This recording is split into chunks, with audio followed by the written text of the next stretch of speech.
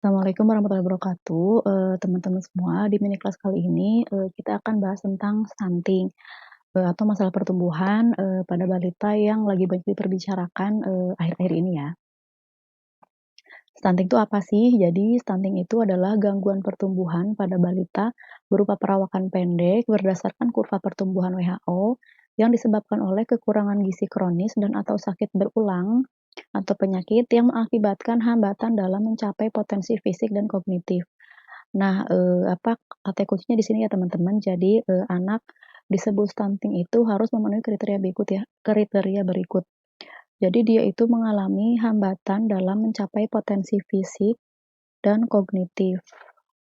Hambatan dalam potensi fisik itu maksudnya fisiknya nggak optimal. Dia tuh tingginya nggak optimal, jadi dia pendek dan, hambatan dalam kognitif. Jadi dia kecepatan berpikirnya, perkembangannya itu telat gitu atau, mengalami gangguan.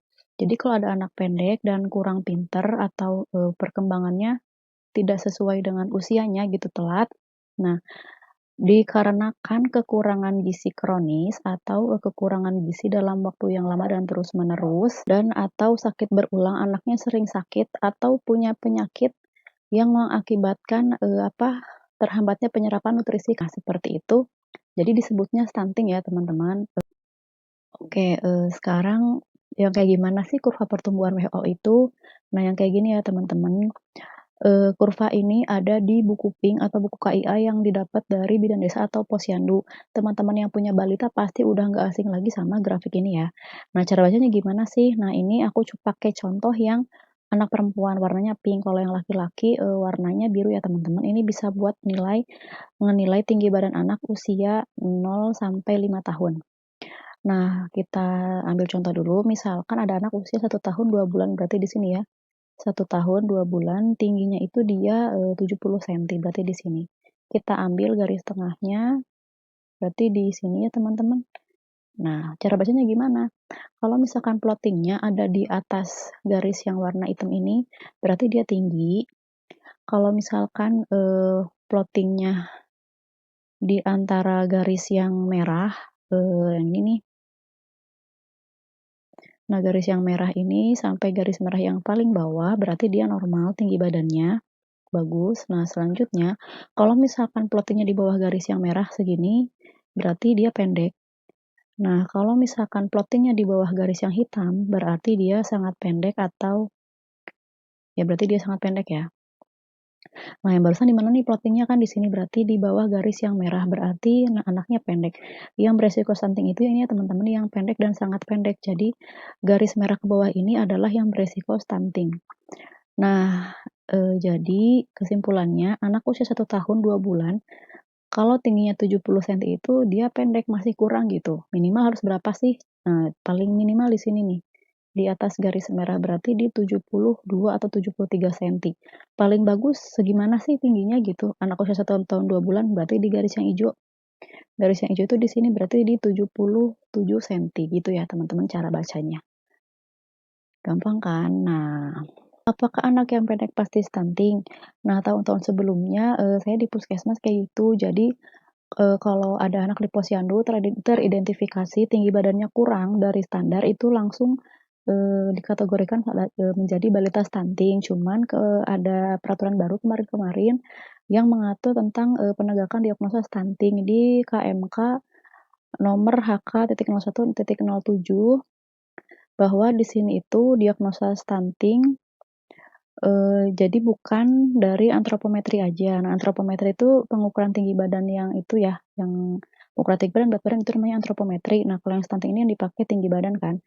Nah, jadi selain mengukur tinggi badan juga harus ada pemeriksaan fisik, kemudian pemeriksaan laboratorium dan, penunjang.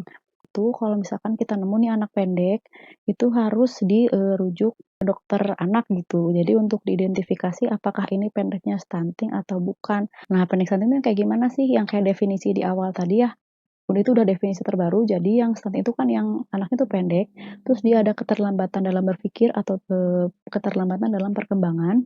Terus, hal itu tuh disebabkan oleh kekurangan gizi kronis dan sering sakit atau sering sakit. Kekurangan gizi kronis tuh kayak gimana sih? Nah, contohnya gini, jadi misal pas ibunya hamil, dari janin itu dia kurang gizi gitu, ibunya jarang makan, atau ibunya, makannya sembarangan, terus vitaminnya nggak diminum, pas anaknya lahir nggak dikasih ASI, malah dikasih susu formula.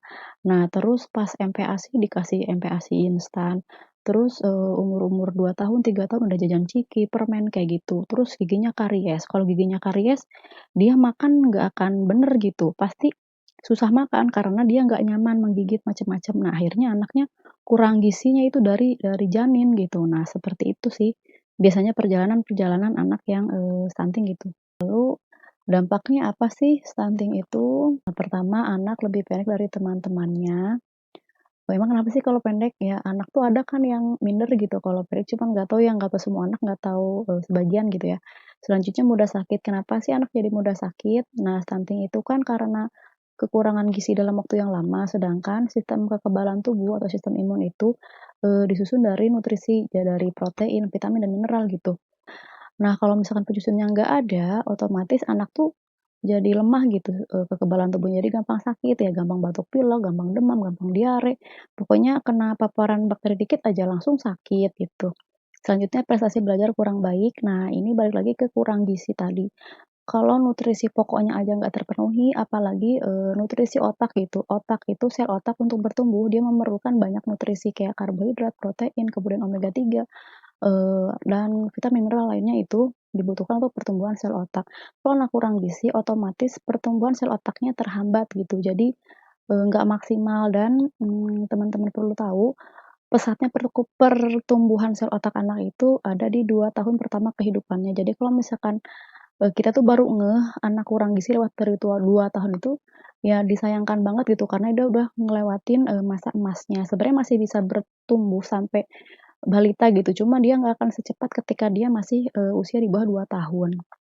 Selanjutnya, beresiko tinggi mengidap penyakit degeneratif. Nah, itu contohnya kayak hipertensi, diabetes, penyakit jantung, penyakit ginjal, dan lain-lain seperti itu. Penyakit degeneratif ini biasanya disebabkan oleh pola makan yang salah. Apakah kurang gizi, obesitas, kelebihan gizi, kebanyakan makan karbohidrat, kebanyakan makan lemak, dan lain-lain. Pokoknya, pola makan yang salah itu meningkatkan resiko terkena penyakit degeneratif. Nah, pencegahannya gimana sih? Jadi, dari pola makan, pola asuh, dan kebersihan lingkungan. Untuk pola makan nanti akan dibahas sedikit setelah, slide ini. Untuk pola asuh ini, meliputi feeding rules atau pengaturan pola makan pada anak. Selanjutnya aktivitas fisik, anak tuh lebih aktif gitu ya, banyak bergerak dan bonding atau kedekatan emosional anak dengan orang tuanya. Selanjutnya sanitasi lingkungan itu adalah meminimalisir paparan asap atau polusi, sampah, limbah. Jadi, paparan asap polusi ini kayak asap rokok gitu, misalnya di rumah ada yang rokok atau tetangga ada yang rokok gitu, dekat sama anak, itu bisa, menginfeksi paru-paru. Kalau misalkan paru-paru anak terinfeksi, biasanya dia, makanan yang dia makan itu dipakai untuk melawan penyakit, bukan untuk tumbuh kembang, akhirnya anak susah naik berat badannya. Selanjutnya jamban sehat untuk menghindari bakteri-bakteri kayak bikin diare atau penyakit lain, dan akses air bersih, pastikan air kerannya, air minumnya air bersih dan layak.